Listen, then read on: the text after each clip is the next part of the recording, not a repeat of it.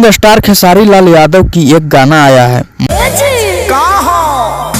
मतलब भाई गजब क्या गाना है। फागुन आए और खेसारी लाल यादव का गाना ना आए ये हो नहीं सकता है।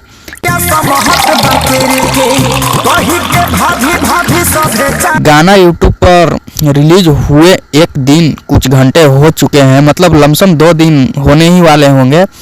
गाने पर अभी तक व्यू के बारे में बात करें तो 1 मिलियन प्लस हो चुका है, मतलब 1.5-2 मिलियन होने वाला है।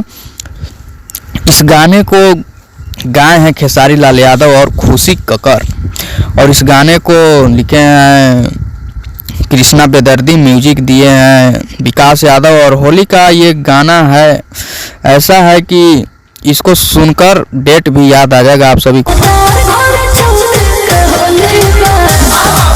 कि होली किस तारीख को है।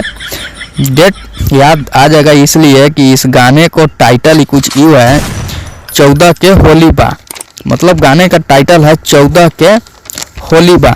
गाने एकदम जबरदस्त है, लाजवाब है, मतलब गाने का एक तो ये टाइटल, मतलब गाने में यह गाना है घरे में सिक्सर और बाहर में गोली बा।